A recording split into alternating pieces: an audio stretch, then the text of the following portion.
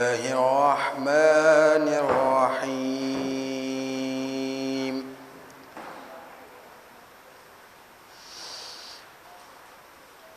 اقتربت الساعة وانشق القمر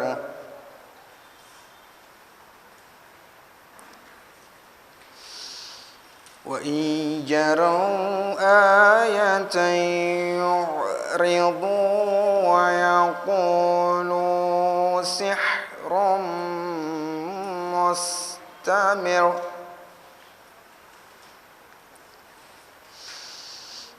وكذبوا واتبعوا أهواءهم وكل أمر مستقر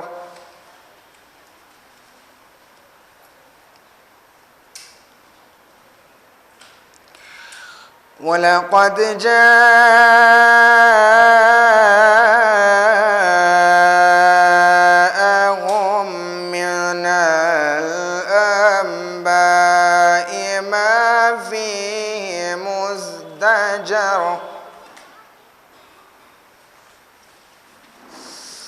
حكمة بالغة فما تغني النذر فتول عنهم يوم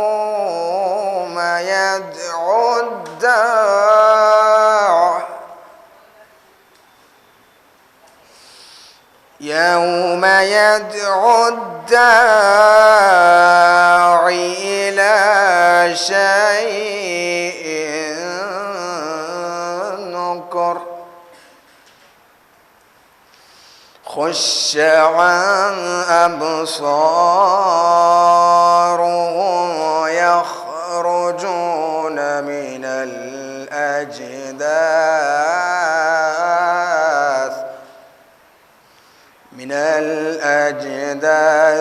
كأنهم جراد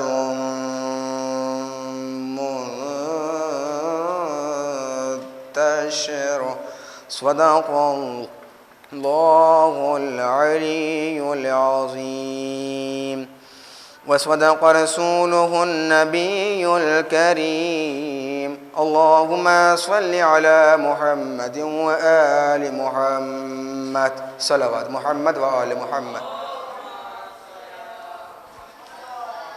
میں متبانہ التماس کرتا ہوں علی جناب مولانا ڈاکٹر حیدر امین صاحب سے تشریف لائیں اور بہترین بیان سے ہمارے دلوں کو روشن کریں. بر محمد و آل محمد سے استقبال کریے آپ لوگ. اعوذ باللہ من الشیطان الرجیم بسم اللہ الرحمن الرحیم الحمدللہ رب العالمین والصلاة والسلام علی سید الانبیاء والمرسلین سیدنا و مولانا و مقتدانا و بالقاسم محمد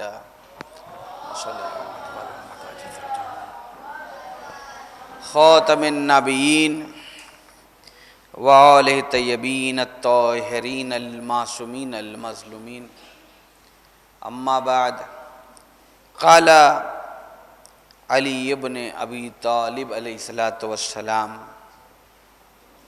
الدہر یخلق الابدان ویجدد الامال ویقرب المنیت.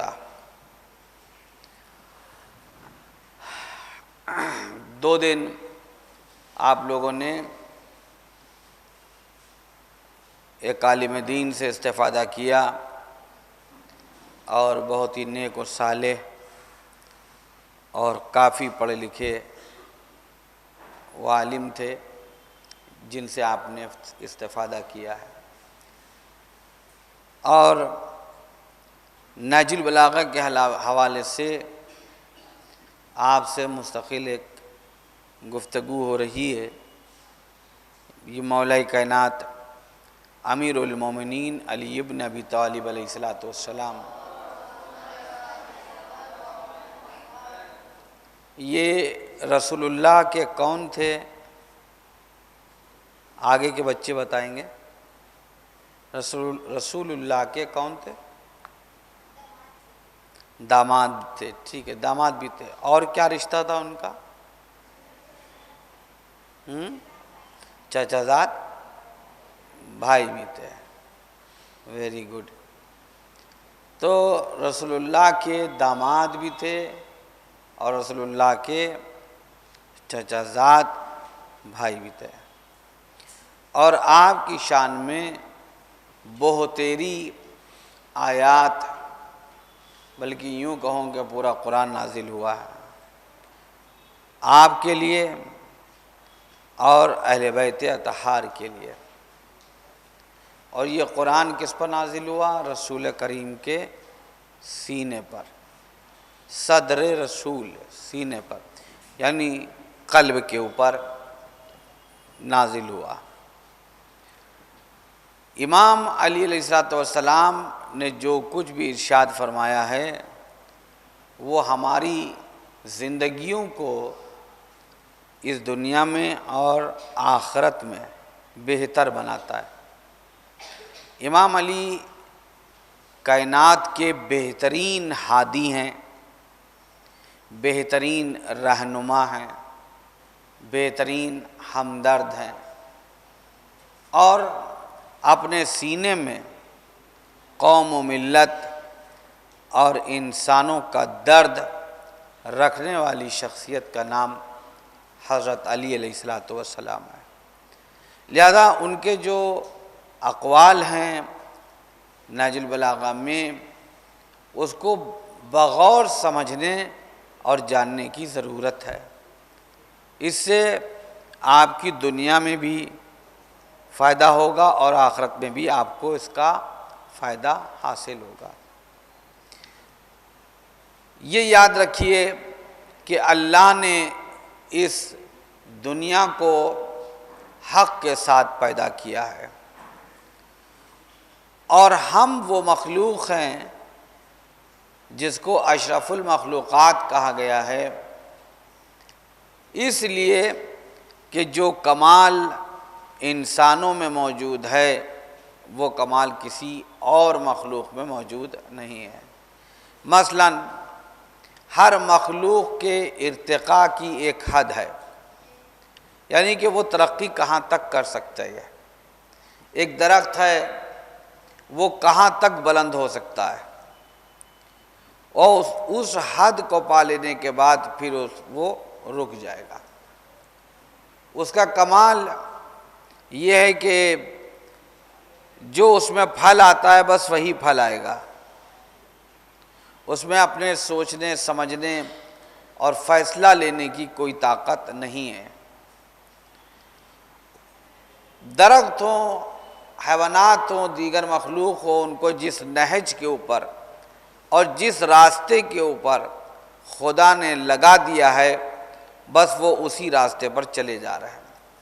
لیکن انسان وہ ہے جس کو اللہ نے سوچنے سمجھنے جاننے معرفت حاصل کرنے اور اپنے کو بلند کرنے اور منزل ارتقاء کو جہاں تک چاہے وہاں تک وہ اپنے نفس کو پرواز دے سکتا ہے اور اپنے کو بلند بنا سکتا ہے۔ اس کے پاس تمام صلاحیتیں موجود ہیں، اتنی صلاحیتیں ہیں کہ جو ملائکہ آسمانی کے پاس بھی نہیں ہیں۔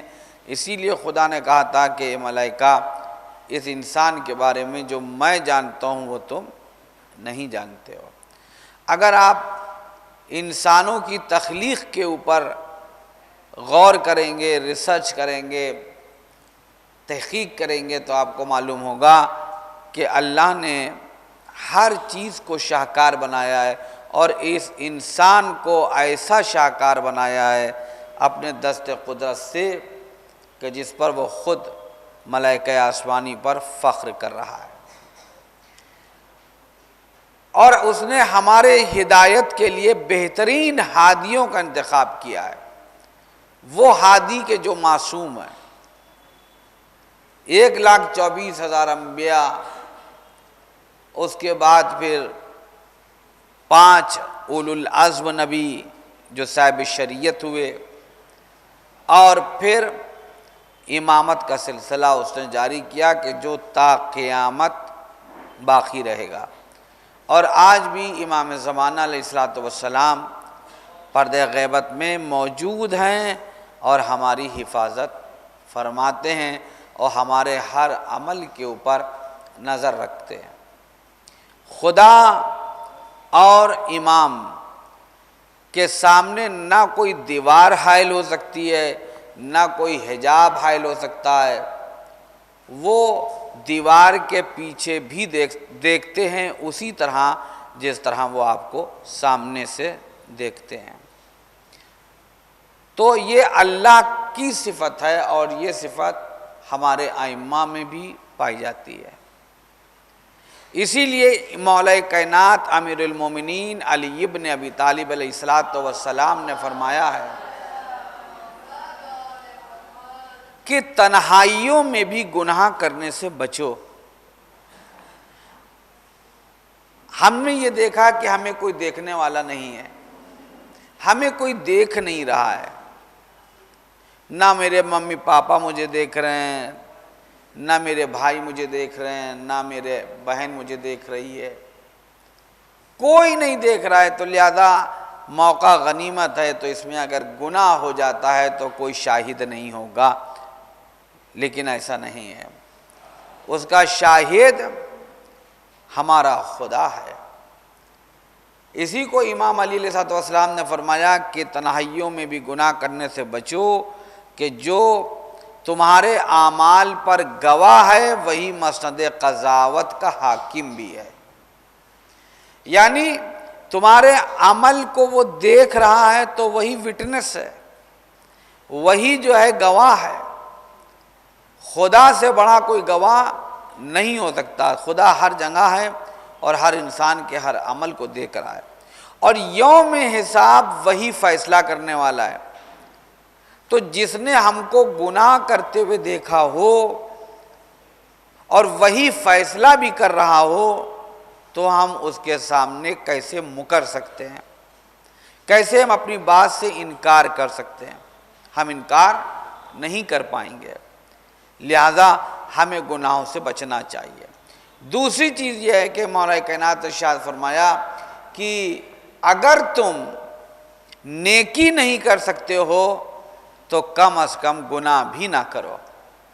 ہم اگر کسی کا دل خوش نہیں کر سکتے تو پھر ہمیں کسی کا دل دکھانے کی بھی اجازت نہیں ہے کہ ہم کسی کا دل دکھاتے پھریں۔ دل تو کسی کا دکھانا ہی نہیں چاہیے، گناہ تو کرنا ہی نہیں چاہیے۔ یہ ایک بات امام علی نے ارشاد فرمائی ہے کہ اگر تم اچھائی نہیں کر پا رہے ہو تو گناہ کیوں کر رہے ہو؟ تو کم از کم اپنے کو گناہوں سے جو ہے روک لو۔ یہاں پر امام علی علیہ الصلوۃ والسلام ارشاد فرماتے ہیں کہ وقال علیہ السلام الدہر یخلق الابدان ویجدد الامال ویقرب المنیۃ۔ زمانہ بدن کو پرانا کر دیتا ہے، جو عمر ہماری گزرتی جاتی ہے وہ ہم ضعیف ہوتے جاتے ہیں۔ یہ چھوٹے چھوٹے بچے آگے بیٹھے ہیں، یہ جو بڑے ہوتے جائیں گے تو آگے جو بڑھتے جائیں گے تو زمانے کا اثر ان کے اوپر مرتب ہوگا۔ ہر انسان کے اوپر زمانے کا اثر ہوتا ہے، اور پھر انسان دھیرے دھیرے جو ہے وہ کمزوری کی طرف بڑھنے لگتا ہے۔ یعنی بچپنا ہے تو کمزور ہے، جوان ہو گیا طاقتور ہوا، اس کے بعد پھر جوانی جب ڈھلنے لگتی ہے تو پھر ضعیفی بڑھتی چلی جاتی ہے۔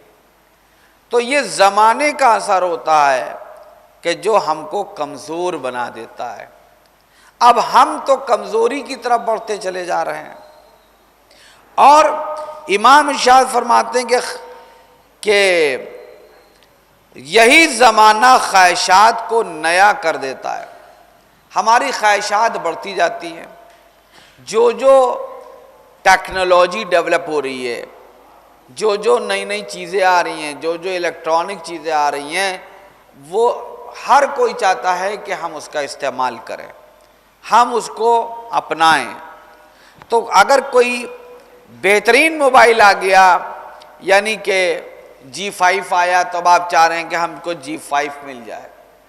ٹیلی ویژن کی جگہ کے اوپر LED آ گئی، تو بھی آپ نے چاہا کہ ہم اپنے گھر میں LED کو لگوا لیں۔ یعنی کہ جو چیزیں نئی نئی آتی جاتی ہیں، ان کا انوینشن ہوتا جاتا ہے، آپ کی خواہشات بڑھتی جاتی ہیں کہ ہم یہ بھی چیز حاصل کر رہے ہیں، وہ بھی چیز حاصل کر رہے ہیں۔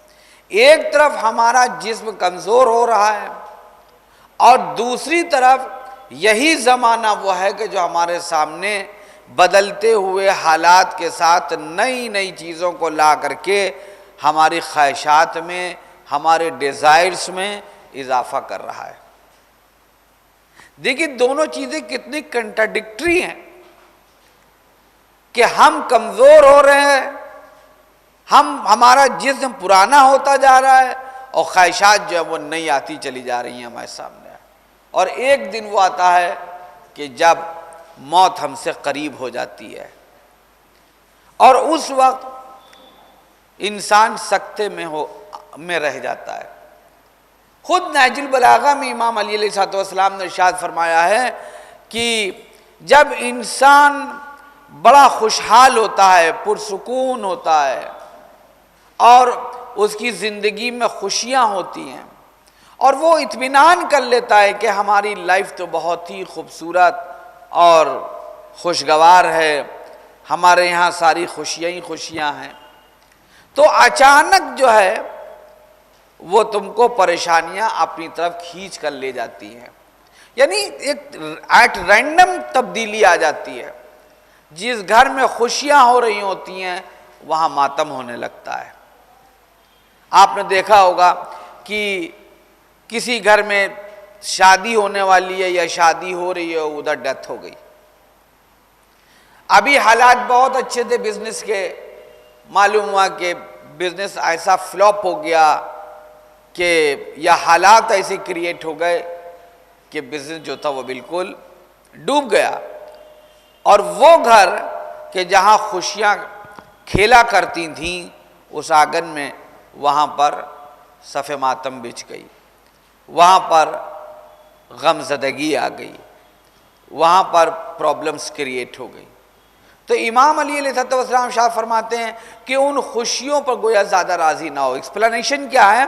ہم کو خوشیوں پر خوش ہو کر کے اپنے کو بھلا نہیں دینا ہے کہ ہم یہ سوچیں گے بس یہ دن ہمارے ہمیشہ ایسے ہی رہیں گے، بلکہ ان میں ایک دن چینج آ جائے گا، اور اچانک ایک رینڈم آ جائے گا چینج، کیا ہم سکتے میں رہ جائیں گے۔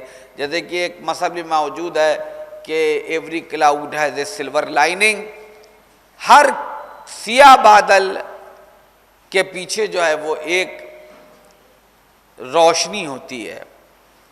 آپ نے دیکھا ہے کہ سیاہ بادل جب چھا جاتے ہیں تو اندھیرا ہو جاتا ہے، لیکن جب وہ سیاہ بادل چھٹ جاتے ہیں تو روشنی پیدا ہو جاتی ہے۔ اسی طریقے سے انسان کی زندگی میں روشنی ہوتی ہے تو اچانک سیاہ بادل آ جاتے ہیں، اور اگر پرابلمز کے بادل چھائے ہوئے ہوتے ہیں تو پھر وہ بھی ایک دن چھٹ جاتے ہیں، اور روشنی، نور، خوشیاں اس کے آنگن میں آ جاتی ہیں۔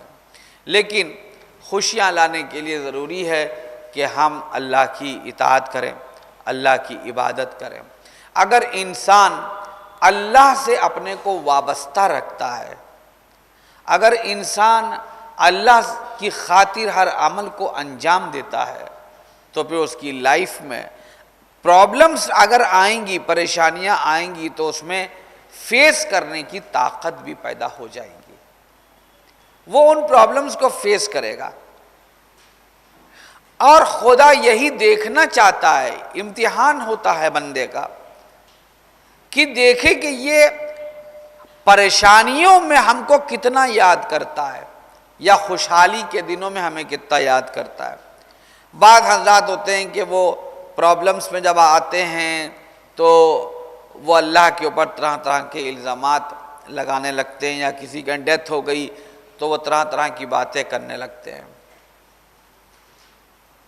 اور یا جب انسان کے مسرت کے دن ہوتے ہیں، خوشیاں ان کے گھروں میں ہوتی ہیں، تو انسان جو ہے وہ اللہ کو بھول بیٹھتا ہے، فراموش کر دیتا ہے. لیکن جب ان کے یہاں ایک ایٹ رینڈم چینج آتا ہے تو پھر وہ اللہ کو پکارنے لگتے ہیں. جبکہ یہ انسان کو متنبہ کیا جاتا ہے کہ دیکھو تم اللہ کو کبھی بھی فراموش نہ کرنا. اور یہ بھی یاد رکھیے گا کہ جب بھی پرابلمس آتی ہے، خود مولا کائنات کا ارشاد گرامی ہے اور رسول کریم نے بھی ارشاد فرمایا ہے کہ آپ کے صحابی کے والد کا ڈیتھ ہو گئی، یعنی فادر کی ڈیتھ ہو گئی، وہ رو رہے تھے، تو رسول اللہ نے فرمایا کہ تقاضۂ فطرت یہ ہے کہ تم اپنے باپ پر گریہ کرو. یہ انسان کی فطرت میں ہے، اس کی انسٹنکٹ میں موجود ہے نا، اس کے نفس میں موجود ہے کہ اگر کوئی تکلیف ہوتی ہے تو وہ گریہ کرتا ہے، بکا کرتا ہے، رونے لگتا ہے. لیکن رسول کریم شاہ فرماتے ہیں اگر تم صبر کرو گے تو وہ اس سے بہتر ہے. یعنی کہ تم صبر کرو اور اس کو اپنے معاملات کو اللہ کے اوپر چھوڑ دو. اب یہاں کے اوپر ایک مقام پر مولا کائنات نے ارشاد فرمایا ہے کہ جب پرابلمز میں انسان جو ہے وہ اللہ سے شکوہ کرنے لگتا ہے، اللہ سے شکایت کرنے لگتا ہے کہ مالک تو نے یہ کیا کر دیا. بہت سے لوگ ہوتے ہیں اور گھروں میں باتیں ہوتی ہیں کہ فلاں کو دیکھیے کہ سب کچھ ان کے پاس ہے، آج ہمارے پاس کچھ نہیں ہے، اللہ نے ہم کو تو فراموش کر دیا اور اللہ نے ہمیں کچھ نہیں دیا ہے. ایسا نہیں ہے. اللہ انسان کا ایگزام لیتا ہے، آزمائش کرتا ہے، وہ اس کے لیے مسرت کے ایام بھی لاتا ہے، اس کے لیے پرابلمز بھی کریٹ کرتا ہے. یعنی پرابلمز میں بھی اس کو چیک کرتا ہے، کریٹ نہیں کرتا، پرابلمز میں بھی اس کو وہ چیک کرتا ہے وہ کہ دیکھیں یہ ہم کو کتنا یاد رکھتا ہے. یہ منزل آزمائش ہوتی ہے. تو امام علی علیہ السلام فرماتے ہیں کہ اگر تم پرابلمز میں شکایت کر رہے ہو، اللہ سے شکوہ کر رہے ہو، تو تمہاری سختی بڑھ جائے گی. اس بات کو بیٹا یاد رکھو، لکھو اپنے پاس کہ اگر پرابلمز میں تم اللہ سے شکوہ کر رہے ہو، جیسے کہ کوئی پرابلم ہوا، مالک تو نے یہ کیا کر دیا، کیا تجھے صرف میرے ہی ساتھ ایسا کرنا تھا، ارے اور کوئی نہیں ملا تھا، اس طریقے کی باتیں ہونے لگتی ہیں. تو امام نے فرمایا تو سختی اور بڑھ جائے گی. اور اگر تم پرابلمز کے اوپر صبر کرو گے اور شکر کرو گے تو اللہ تم کو پرابلم سے نکال بھی لے گا اور تمہاری نعمتوں میں اضافہ بھی کر دے گا. تو اب یہاں پر جو امام علی کا ارشاد گرامی ہے کہ زمانہ بدن کو ہمارے کمزور بنا دیتا ہے، خواہشات کو نیا بنا کر پیش کرتا ہے اور پھر اچانک موت آ جاتی ہے.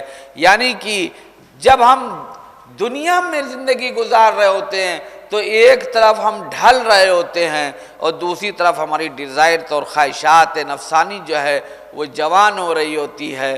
اسی سچویشن کے بیچ میں موت آ جاتی ہے. یعنی ہم اللہ کو بھول بیٹھتے ہیں، خواہشات میں الجھ جاتے ہیں کہ ہم کسی طرح اپنی خواہشات کو پورا کر لیں اور موت سامنے آ جاتی ہے. اب اس پر میں ایک واقعہ آپ کو سنا دیں کہ ایک شخص ہے جو بہت ہی مالدار ہے اور ملک الموت اس کے دروازے پر پہنچتے ہیں.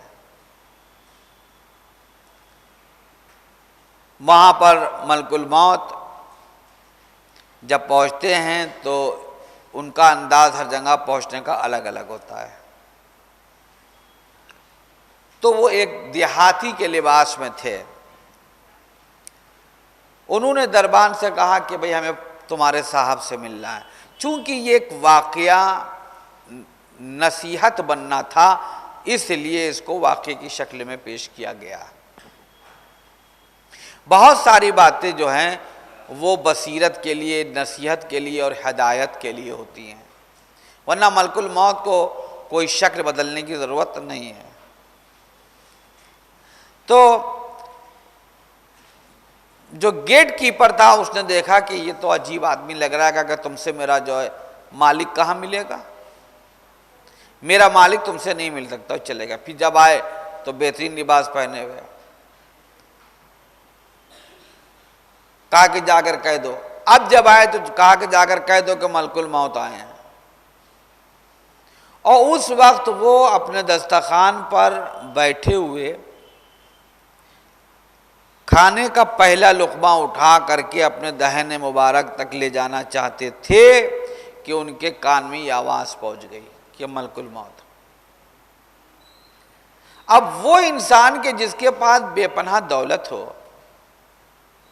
وہ کہیں نہ کہیں متکبر ہو جاتا ہے، لیکن جب اس کے سامنے موت آ کر کھڑی ہو جاتی ہے تو وہ بالکل منکسر المزاج بن جاتا ہے، اور اتنا شریف کہ جیسا لگتا ہے کہ کائنات میں ان سے زیادہ کوئی شریف نہیں ہے۔ یہ وقتی طور کے اوپر مظاہرہ ہوتا ہے اپنے ڈر کی وجہ سے، کیونکہ جو ہم نے گناہ کیے ہیں اس گناہ کا احساس آخر وقت انسان کو ہونے لگتا ہے۔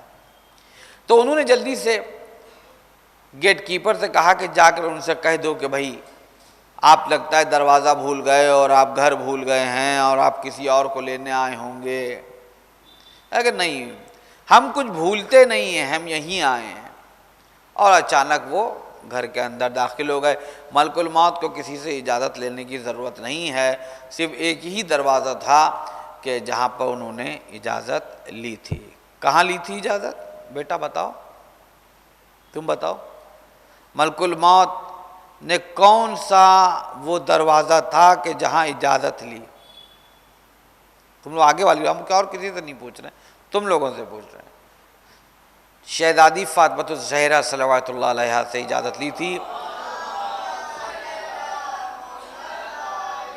رسول کریم کی روح قبض کرنے کے لیے، ٹھیک ہے نا؟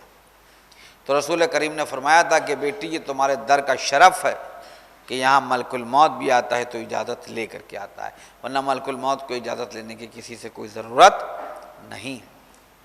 تو وہ پہنچ گئے، کہا کہ بس مثلاً تمہارے پاس 2-4 منٹ ہیں، جو وصیتیں کرنا ہو کر لو۔ کہا ابھی تو ہم کسی سے ملے نہیں اور ہم نے اپنے پوتے کو تو دیکھا نہیں اور بیٹا آنے والا ہے، وہ ساری باتیں۔ کہا بھائی رونا پیٹنا ہونے لگا اور خود بھی دہاڑے مار مار کر رونے لگے۔ تو جو اللہ کے حکم پر چلنے والے بندے ہوتے ہیں ان کے اوپر کسی چیز کا اثر نہیں ہوتا، وہ صرف اللہ کے حکم پر نظر رکھتے ہیں۔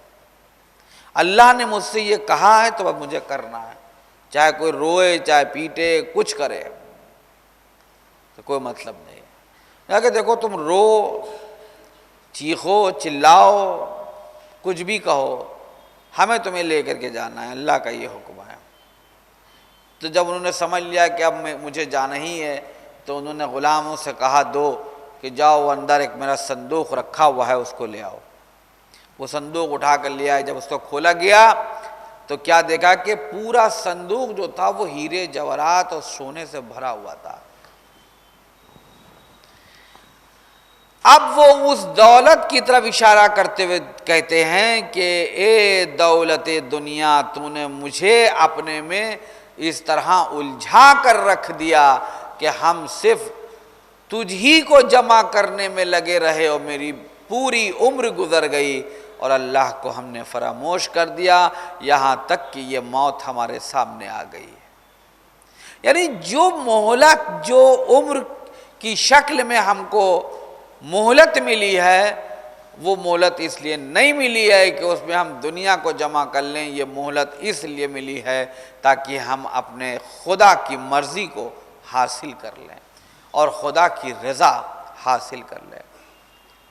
تو اب وہ پچھتا رہے تھے کہ یہ دولت جس کو ہم نے جمع کرنے میں اپنی پوری عمر لگا دی اور یہ دولت بھی ہمارے کام نہ آئی، نہ تو یہ دولت ملک الموت کو روک پائی، نہ ہماری موت کو ٹال پائی، نہ ہی یہ ہمارے اعمال کی کوئی جزا قرار پا سکتی ہے کہ اس کے عوض میں ہم کو کچھ ثواب حاصل ہو جائے کہ ہم یہ ملک الموت کو دے دیں، کچھ نہیں۔ اب وہ دولت کس سے کام آئے گی؟ اعزاء کے، اقارب کے، اولاد کے، زوجہ کے، بھائی کے، ہے نا، ان کے کام آ رہی۔ لیکن ہم کو کیا ملا؟ نتھنگ۔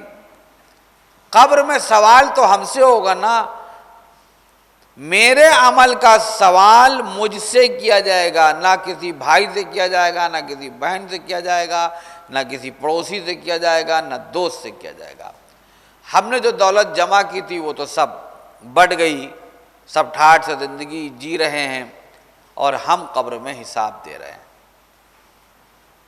تو عقل مند کون ہے؟ عقل مند وہ ہے کہ جو اپنا رشتہ ہر وقت اللہ سے بنا کر کے رکھے۔ وہ عقل مند نہیں ہے کہ جو دنیا کے پیچھے بھاگتا رہے۔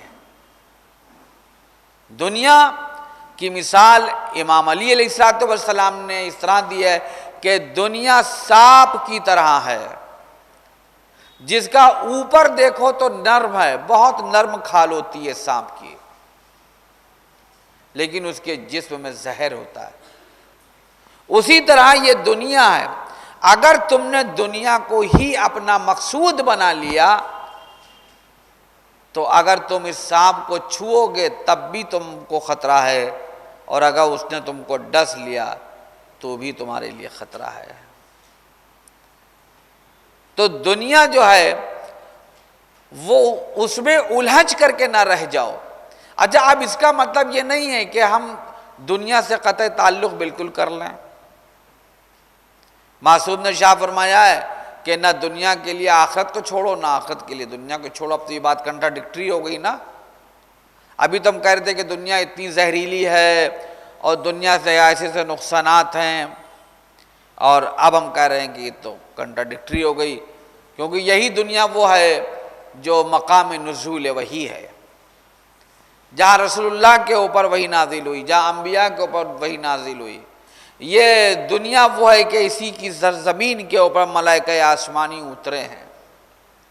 یہ دنیا وہی ہے کہ جہاں پر اہل بیت اطہار نے اپنا مرکز قائم کیا ہے۔ یہ دنیا وہی ہے کہ جہاں پر خان جنت اترے ہیں، جہاں پر حسنین کے لیے لباس آئے ہیں۔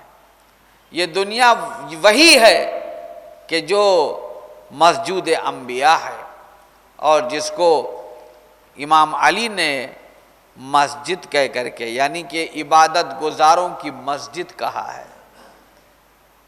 اب یہاں کے اوپر ہمارے سامنے پرابلم ہے کہ اب ہم دنیا سے قطع تعلق کر لیں، یا یہ ساری باتیں سن کر کے، کیونکہ دونوں پہلو میں نے آپ کے سامنے رکھ دیے ہیں، پازیٹیو اور نگیٹو دونوں، تو اب کرنا کیا ہے کہ انسان پریشان ہو جائے گا کہ ہم آخر کریں تو کیا کریں۔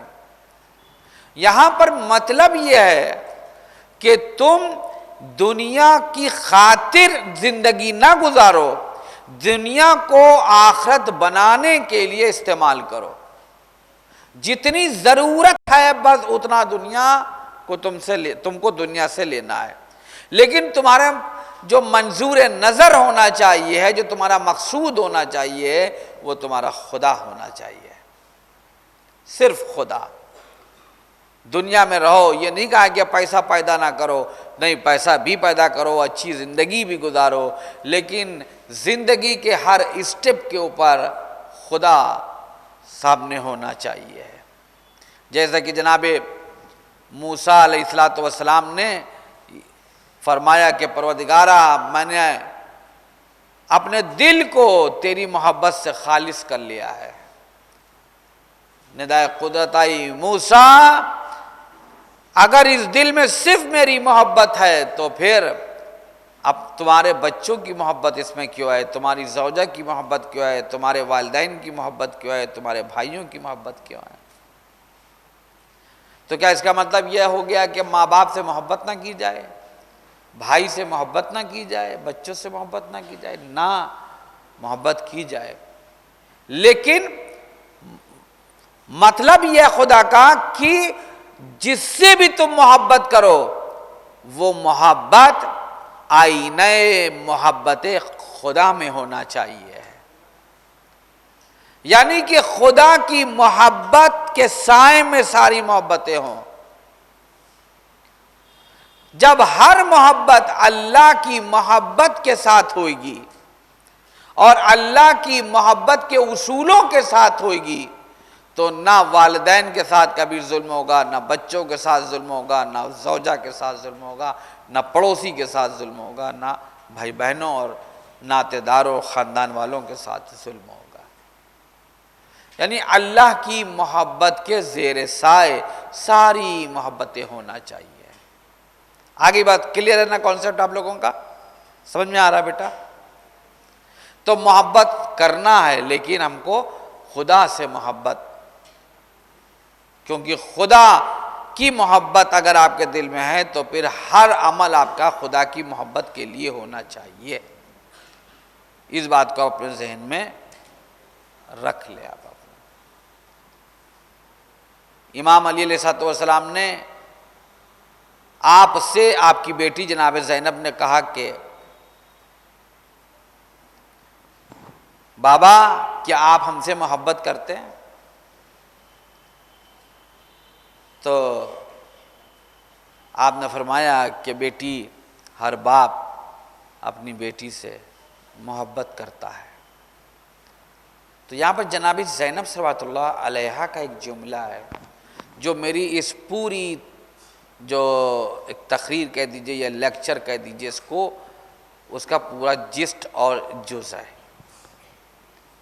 آپ فرماتے ہیں کہ بابا محبت تو آپ خدا سے کرتے ہیں، الفت آپ ہم سے کرتے ہیں، یعنی خدا کی محبت کی خاطر آپ ہم سے محبت کرتے ہیں۔ آئی بات سمجھ میں؟ یعنی اگر اللہ کی محبت کے لیے آپ کو ہمیں قربان کرنا ہوگا تو آپ ہمیں قربان کر دیں گے۔ اگر اللہ کو ہماری ضرورت ہوگی تو آپ ہمیں پیش کر دیں گے اس کی محبت میں۔ یہ جذبہ ہونا چاہیے، یعنی اللہ کی محبت کے لیے سب کچھ قربان کر دیا جائے۔ جیسے کربلا کی سرزمین پر امام حسین علیہ السلام نے اپنا سب کچھ قربان کر دیا۔ کس کی محبت میں کر دیا؟ خدا کی محبت میں۔ آپ نے خود سرزمین کربلا پر ارشاد فرمایا ہے، مالک میں نے اپنے بیٹے دے دیے، اپنے گھر بار دے دیا، اپنا مال دے دیا، ہم نے اپنا سوکھا گلا دے دیا، صرف اس لیے کہ تو مجھ سے راضی رہے، تو مجھ سے راضی رہے، صرف اس لیے۔ یعنی اللہ کی محبت کی خاطر حسین نے سب کچھ دے دیا، سب کچھ قربان کر دیا۔ لہذا ہمیں اپنے کو خواہشات سے بچا کر کے رکھنا، بیجا خواہشات سے۔ یہ نہیں کہ ہم لڑکیوں کی شادی ہو گئی تو انہوں نے کہا کہ اب ہم اپنے ساس سسر کو کیوں رکھیں اور ہم ان کے لیے کھانا کیوں بنائیں، اور معلوم ہے کہ ہم تو اب الگ رہیں گے۔ اب ہسبینڈ کی جو ہے وہ اتنی سیلری نہیں ہے یا اتنی آمدنی نہیں ہے کہ وہ خرچ زیادہ اٹھا سکے، لیکن ہمارا روز کی آرزو ہے کہ ہم کو گھمانے کے لیے لے کر کے جائے۔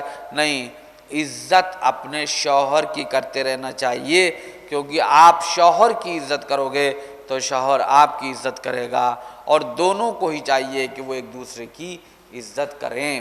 اور جب دونوں ایک دوسرے کی عزت کریں گے تو کبھی بھی بیجا خواہشات جو ہیں وہ سامنے نہیں آئیں گی اور نہ پنپنے پائیں گی۔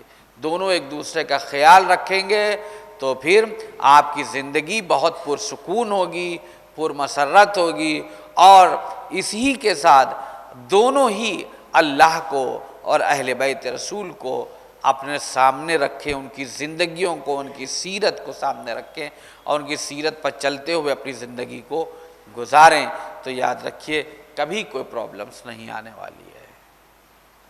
کیونکہ جب ہم نے کہہ دیا اللہ اکبر، یعنی اللہ سب سے بڑا ہے، تو اس کا مطلب یہ کہ اب ہر چیز جو ہے وہ اللہ سے حقیر ہے، ہر چیز اللہ سے چھوٹی ہے، ہر چیز اللہ سے پست ہے، پھر کوئی بھی چیز جو ہے وہ اللہ سے بلند نہیں ہے۔ کیونکہ آپ روزانہ کہتے ہیں اللہ اکبر، نماز پڑھتے ہیں آپ لوگ کہتے ہیں اللہ اکبر، اذان سنتے ہیں کہتے ہیں اللہ اکبر، اقامت کہتے ہیں اللہ اکبر، کیا مطلب ہے؟ یعنی کہ nothing is bigger than God، خدا سے بڑی کوئی چیز نہیں ہے، سب حقیر ہے، سب پست ہے۔ تو جب سب پست ہے اور اللہ سب سے بلند ہے تو ہماری نظر میں اللہ کا ہر حکم جو ہے وہ سب سے بلند رہنا چاہیے۔ ادھر نماز کے لیے کال آیا، آپ نماز کے لیے کھڑے ہو گئے، ادھر خدا نے کہا کہ ماں باپ کی عزت کرو، آپ کو ماں باپ کی عزت کرنا ہے۔ اگر خدا یہ کہہ رہا ہے کہ اپنی ماں کی ضرورتوں پر نظر رکھو، باپ کی ضرورتوں پر نظر رکھو، ان کا ہاتھ تمہارے سامنے نہ پھیلنے پائے، اور قبل اس کے کہ وہ کچھ کہیں تم ان کی ضرورت کو پورا کر دو، تو بھی اب آپ کا یہ فرض ہو گیا، کیونکہ اللہ اکبر آپ کہہ چکے ہیں، اس اکبر کی یہ آواز ہے، لہذا آپ کو یہ کام انجام دینا ہے۔ اگر وہ کہے خمس ادا کرو تو کرو، اگر وہ کہے کہ زوجہ کے فرائض یہ ہیں، ہر زوجہ کو یہ فرائض ادا کرنا چاہیے، ہر شوہر کو یہ فرائض ادا کرنا چاہیے، تو پھر دونوں کو اپنے اپنے فرائض ادا کرنا چاہیے، کیونکہ اس کا حکم ہے، خدا کا حکم ہے۔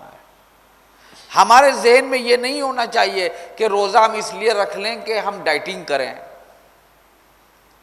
ہم موٹے زیادہ ہو گئے ہیں، ہماری شادی ہے لہذا ہم کو دبلا ہونا چاہیے، اور ہم 1 مہینے کے روزہ رکھ لیں گے تو ابھی ہم دبلے ہو جائیں گے۔ تو اس کا مطلب یہ کہ یہ اللہ کی خاطر روزہ نہیں ہے، یہ آپ کی اپنی خواہش ہے کہ آپ اپنے کو دبلا کرنا چاہتی ہیں۔ روزہ کس کے لیے ہونا چاہیے؟ خدا کے لیے۔ جب آپ کا روزہ خدا کے لیے ہوگا تو خدا اس کا اجر بھی دے گا، اور جتنے بھی روزے کے فائدے ہیں جسمانی، روحانی، معنوی، وہ سب کچھ آپ کو حاصل ہو جائیں گے۔ لیکن اگر آپ نے اللہ کو ترک کر دیا تو ممکن ہے کہ وہ چیز بھی آپ کو نہ ملے جو آپ چاہ رہے ہیں، تو انسان خسارے میں ہو جائے گا اللہ کو چھوڑ کر کے، اور اللہ کو نظر میں رکھ کر کے چلے گا تو پھر انسان کا فائدہ ہی فائدہ ہے۔ خود امام زین العابدین علیہ الصلوۃ والسلام ارشاد فرماتے ہیں کہ اگر، اور یہی قول امام علی علیہ الصلوۃ والسلام سے بھی ہے، ملتا جلتا اسی طرح کا، کہ اگر پوری دنیا بھی میرے خلاف ہو جائے تو بھی مجھے ڈر محسوس نہیں ہوگا، اس لیے کہ میرا خدا میرے ساتھ ہے۔ معصوم نے ارشاد فرمایا کہ دیکھو تم دنیا میں سب کو راضی نہیں کر پاؤ گے، تم سوچو کہ ہم سے سب راضی ہو جائیں، یہ امپاسبل ہے۔ ہاں، اس کا ایک فارمولہ ہے کہ سب راضی ہو جائیں گے۔ اگر تم خدا کو راضی کر لو تو جتنے ہیں سب تم سے راضی ہو جائیں گے۔ اہل بیت اطہار نے خدا کو راضی کر رکھا تھا، تو وہ اشارہ کرتے تھے تو ملائکہ آسمانی آتے، اشارہ کرتے تو جنت سے لباس آتا، اشارہ کرتے تو سورج پلٹ جاتا، چاند کے 2 ٹکڑے ہو جاتے، درخت جو تھے وہ سر جھکا لیا کرتے تھے۔ پوری کائنات جو تھی وہ ان کا احترام کر رہی تھی، کیونکہ اہل بیت کی نظر میں دنیا حقیر تھی اور خدا سب سے بلند تھا۔ اہل بیت نے صرف خدا کو منظور نظر بنایا، بس۔ تو یہی میرا کہنا ہے کہ صرف اور صرف خدا کو جو ہے ہمیں اپنی نظر میں رکھنا چاہیے۔ وقت ہو گیا کیا محمد علی صاحب؟ 5 منٹ ہے، تو 5 منٹ میں آپ لوگ جو سوال کرنا چاہتے ہیں وہ مجھ سے کر لیں۔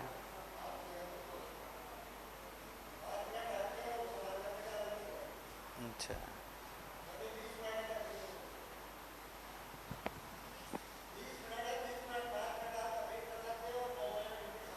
اچھا اچھا اچھا، میں آپ کو 20 منٹ دے رہا ہوں، اگر نہیں ہوگا تو پھر میں کنٹینیو کر دوں گا.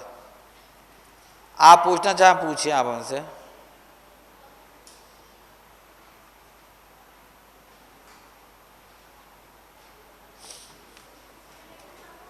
مائک دے دیجئے ان کو.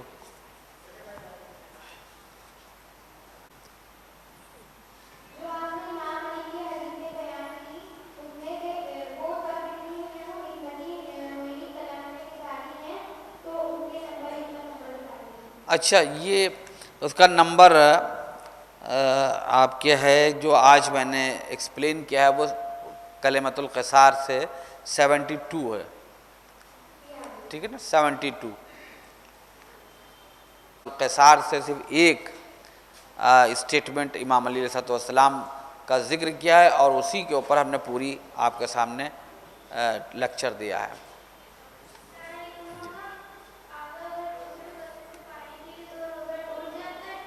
جی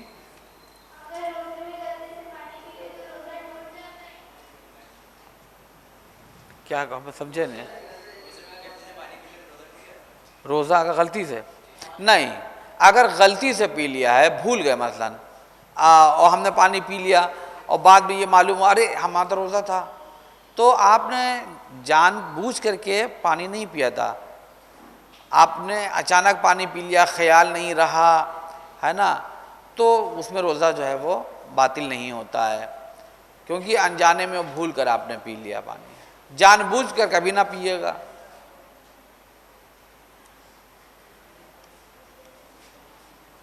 اور کون ہے بیٹا؟ پوچھیے، آپ لوگ پوچھیے، بالکل پوچھیے. السلام.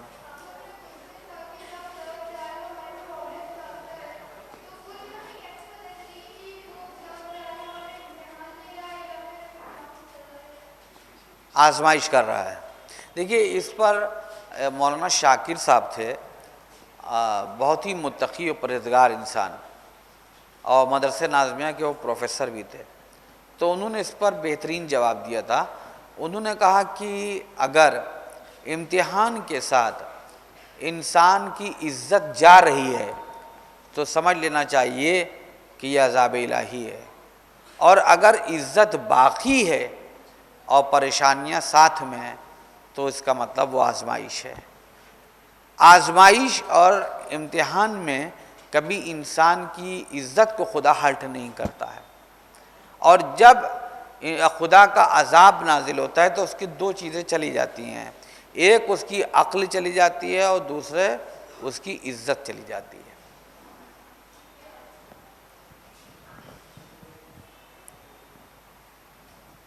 تم نے کیا سمجھا؟ تم بتاؤ.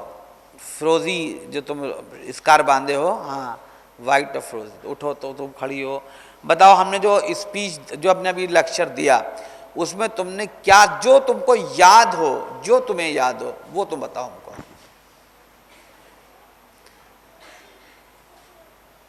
ان کو مائک دو تک کمائل. اور کوئی نہیں؟ ٹھیک ہے نا، ہو گیا. اور کسی کو پوچھنا ہے؟ کوئی پوچھ سکتا ہے، تم لوگوں کو پوچھ سکتا ہے. تمہیں تو کو پوچھا، ان کو دے دو بھیا.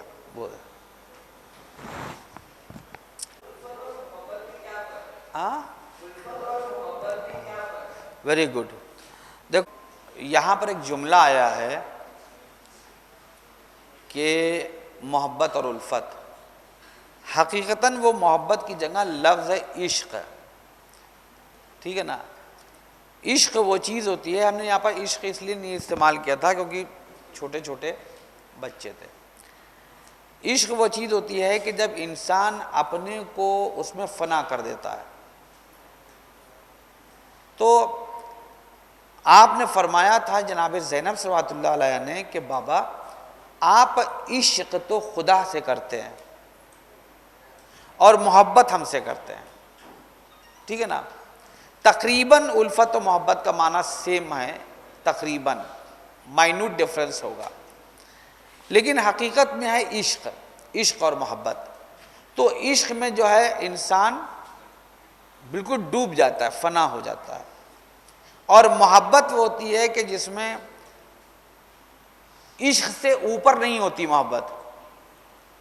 اگر عشق اور محبت دونوں آمنے سامنے آ جائیں گے تو محبت کو قربان ہونا پڑے گا عشق کے اوپر. ٹھیک ہے نا؟ تو شہزادی زینب صلوات اللہ علیہ نے ارشاد فرمایا تھا کہ دیکھو کہ بابا عشق تو آپ خدا سے کرتے ہیں اور محبت آپ ہم سے کرتے ہیں. اگر آپ کو گویا ضرورت پڑ جائے گی تو آپ اپنی محبت زینب کو جو ہے اپنے خدا کے اوپر قربان کر دیں گے. تو وہ لفظ جو ہے اس کو کریکٹ کر لیے گا، وہ محبت و الفت نہیں، وہ عشق اور محبت ہے. ٹھیک ہے نا؟ عشق اور محبت ہے. تو آپ نے فرمایا تھا کہ محبت کو عشق کے اوپر قربان ہونا ہوتا ہے. تو عشق آپ خدا سے کرتے ہیں، محبت آپ ہم سے کرتے ہیں، اور اگر ضرورت پڑ جائے گی تو آپ ہم کو خدا کے اوپر قربان کر دیں گے. بس. ہاں ہاں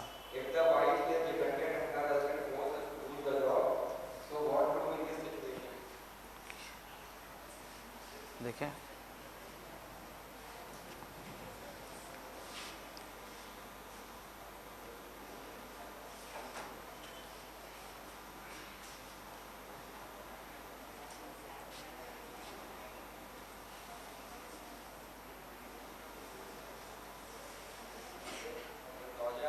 ہاں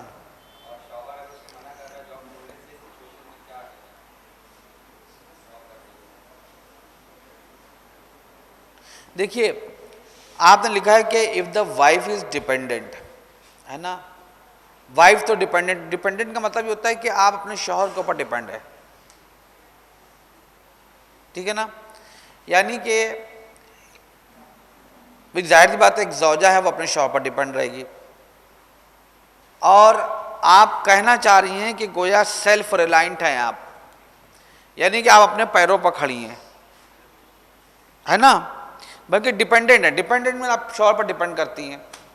اچھا، اور آپ کا ہسبینڈ یہ فورس کر رہا ہے کہ نہیں تم بھی جاب کرو. ٹھیک ہے نا؟ تم جاب کرو.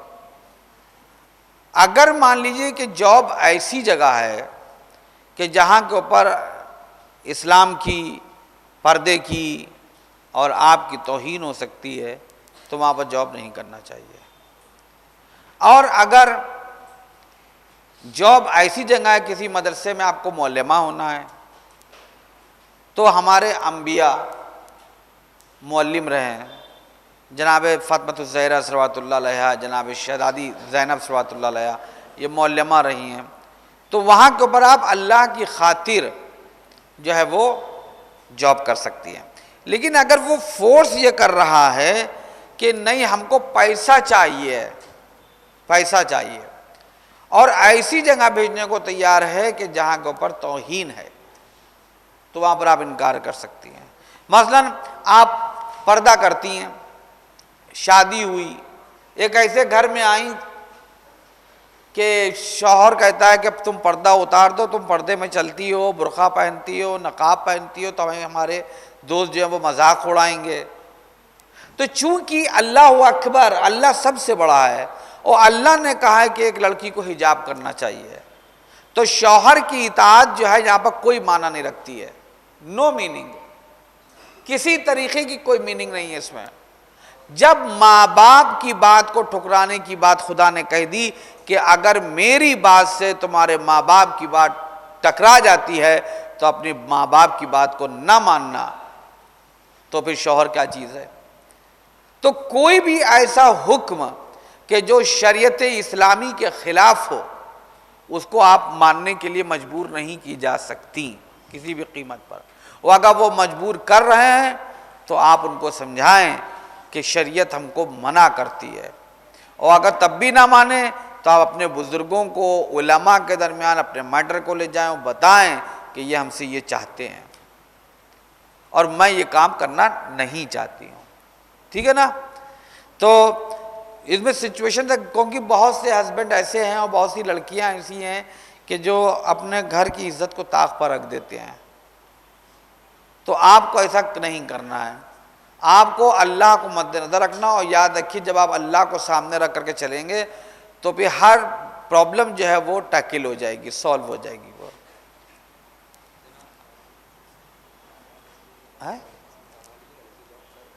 کہاں جاب کر رہی ہے؟ چوز کرنے کے لیے کہا ہے. آج وہ تو ڈیپینڈنٹ بتایا ہے.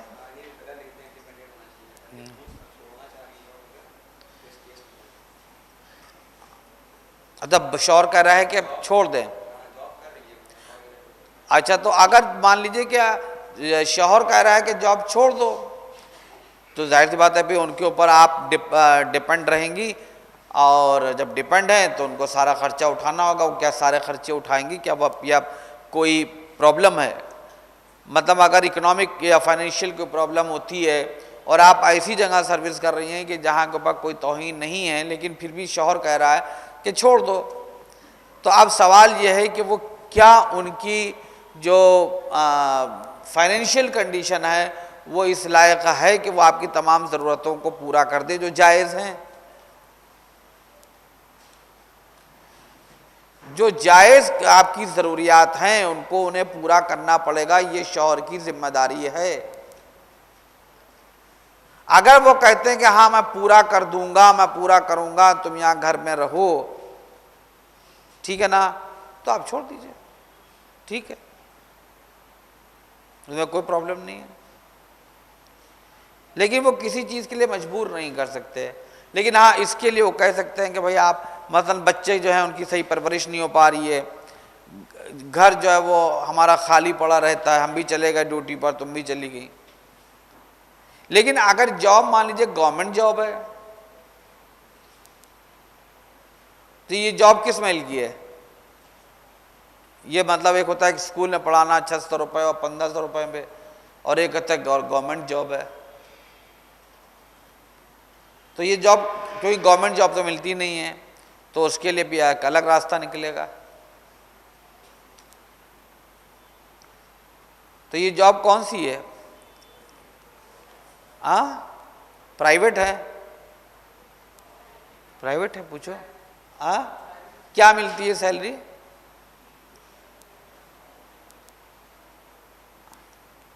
کیا ملتی ہے؟ بھائی بہت سی لڑکیاں کرتی ہیں نا، اسکولوں میں کرتی ہیں، کہیں 600 مل رہے ہیں، کہیں 1000 روپے مل رہے ہیں، کہیں 1500 روپے مل رہے ہیں، تو آپ کیوں کریے؟ چھوڑ دیجئے اس کو. مگر شوہر سے کہیے کہ تم ہماری ہر ضرورت کو پورا کرو گے اور یہ تمہاری ذمہ داری ہے، ٹھیک ہے نا؟ چلیے ٹھیک.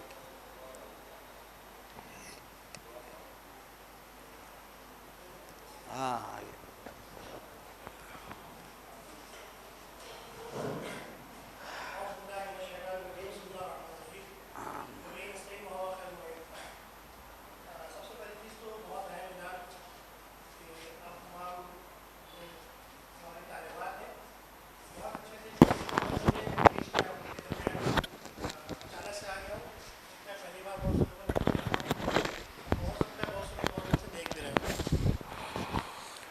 تو دو چیزیں ہیں. سب سے پہلی چیز تو یہ کہ بہت اچھی آپ لوگ کا سوال پوچھنے کا طریقہ بہت اچھا ہے، اور ہم لوگ کو بہت اچھا لگتا ہے کہ آپ لوگ سوال پوچھتے ہیں. کل ہم لوگ اس مسئلے پہ گفتگو کر رہے تھے اور کافی دیر تک ہم لوگ کی گفتگو بھی ہوئی. انشاءاللہ وہ تمام چیزیں آپ لوگوں کے درمیان بیان کی جائیں گی. سب سے پہلی چیز تو یہ کہ سوال جو بھی ہو وہ درس سے متعلق ہو. یعنی سب سے زیادہ ضروری کیا ہے کہ سوال ہمارا درس سے متعلق ہو. اس سے پہلے بھی جو ہمارے علماء کے پاس سوالات آتے تھے وہ درس سے ہٹ کر آتے تھے. یعنی جو مثلا مولانا صاحب کا نہج البلاغہ کا درس چل رہا ہے تو آپ نے ان سے احکام کے سوال پوچھ لیے، یا مثلا میرا جو ہے قرآن کا درس چل رہا ہے، آپ نے ہم سے نہج البلاغہ پوچھ لیا. تو اب اگر آپ میں سے کوئی آدمی فزکس کو اچھا سمجھتا ہے یا میتھس کا کوئی اچھا ٹیچر ہے تو وہ بایو کا اتنا اچھا ٹیچر نہیں ہے. میری بات سمجھ میں آ رہی ہے؟ اسی طرح سے ہم مثلا مولانا ہیں تو سارے سبجیکٹ ہمارے بہت اچھے سے کلیئر نہیں ہو سکتے. مولانا صاحب کی بات بالکل سر آنکھوں پر چشم، جو چیزیں انہوں نے بتائیں بالکل صحیح ہیں، لیکن اس مسئلے میں آپ لوگ اپنے اپنے مجتہد کی طرف ضرور رجوع کریں کہ آپ کا مجتہد کیا کہتا ہے. یہ کامن باتیں انہوں نے بیان کی تھی کہ جو کامن چیزیں ہیں، یعنی نہ سستانی صاحب کا فتویٰ نہ خامنائی صاحب کا فتویٰ۔ اب اگر کسی خاتون کو یہ پرابلم آ رہی ہے کہ اس کا شوہر اس کو منع کرتا ہے تو اب اس کی ذمہ داری بنتی ہے کہ وہ خامنائی صاحب کی ویب سائٹ پہ جا کر کے اور سستانی صاحب کی ویب سائٹ پہ جا کر کے دیکھے کہ وہاں پر کیا مسئلہ اس خاص مسئلے کے لیے بیان کیا گیا ہے۔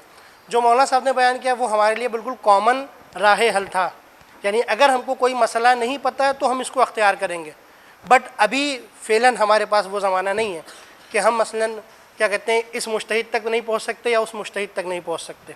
تو لہٰذا جس کا بھی یہ سوال ہے برائے کرم وہ ایک بار ضرور سے اپنے مجتہد کی طرف رجوع کرے، چاہے وہ خامنائی صاحب کی تقلید کر رہی ہوں یا سستانی صاحب کی تقلید کر رہی ہوں۔ میں پھر آپ کے سامنے بات کر رہا ہوں کہ اگر کبھی آپ کو نہ پتہ ہو کہ مسئلہ کیا ہے تو جو مولانا صاحب نے جواب دیا وہ ایکوریٹ بالکل صحیح ہے، 100% صحیح ہے، کیونکہ یہ ایک کامن مسئلہ ہے، یہ ایک کامن چیز ہے اور جو کامن چیزیں وہ بالکل صحیح یہاں پر بیان کی گئی ہیں۔ مگر آپ نے کیونکہ مجتہد کا نام مشخص نہیں کیا تھا کہ آپ کس مجتہد کے ذریعے پوچھنا چاہ رہی ہیں یا کس مجتہد کا سوال پوچھنا چاہ رہی ہیں یا کس مجتہد کی مقلدہ ہیں، لہٰذا اب آپ کی ذمہ داری ہے کہ آپ اس کے بعد اگر کوئی بھی سوال کرنا ہے، کوئی بھی چیز اس کے اندر پتہ کرنی ہے تو آپ ایگزیکٹ اس مجتہد تک جائیں اور وہاں سے جا کر کے اپنے سوال کا جواب حاصل کریں۔ از ان بے بعد یعنی آج کے بعد سے انشاءاللہ ہماری ٹیم جو یہاں پہ والنٹیئرس ہیں ہم ان سے گزارش کریں گے کہ وہ سب سے پہلے اس چیز کو چیک کریں، کنسیڈر کریں کہ سوال جو ہے وہ درس کے متعلق ہی ہو، کیونکہ ہماری ٹیم کا جو ٹائم ہے وہ بہت زیادہ اہمیت رکھتا ہے۔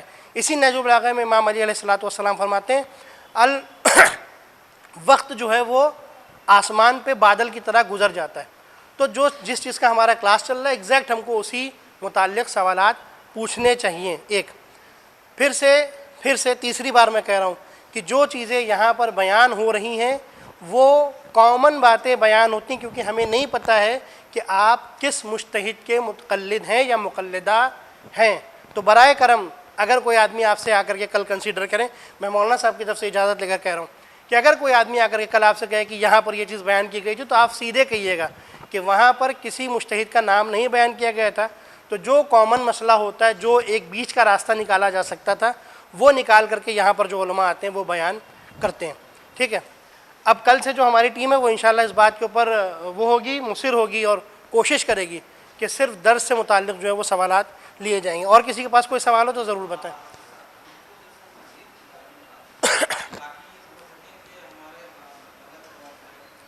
ہاں، ایک مسئلہ اور بھی ہے، بہت اچھا سوال، بہت اچھی بات انہوں نے کہی، 2 لفظوں میں بتا دے رہا ہوں کہ ہم میں سے جتنی بھی لڑکیاں، جتنے بھی بچیاں 8 سال سے اوپر کی ہیں، یعنی تقریباً 9 سال کی ہیں، سب کے اوپر تقلید واجب ہے، سب کے اوپر تقلید واجب ہے، اور جتنے بھی بچے 14 سال سے اوپر کے یعنی 15 سال کے ہیں، سب کے اوپر تقلید واجب ہے۔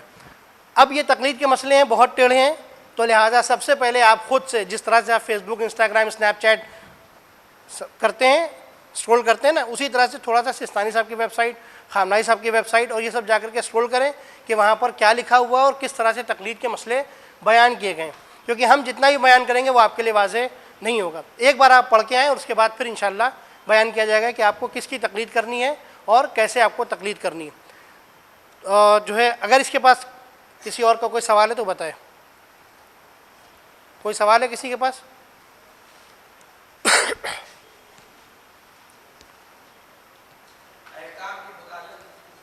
احکام کے متعلق کوئی بھی سوال ہو وہ احکام کے کلاسز میں پوچھیں، نہج البلاغہ کے متعلق کوئی سوال ہو وہ نہج البلاغہ کے کلاس میں پوچھیں۔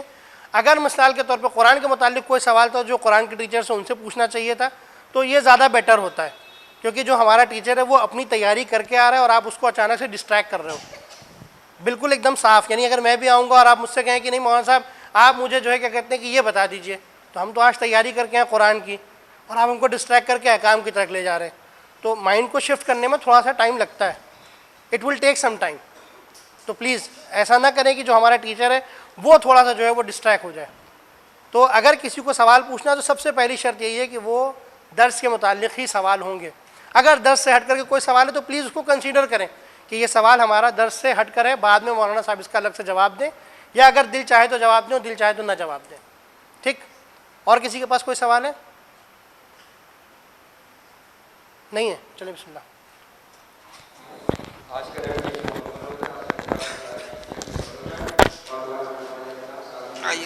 سلمان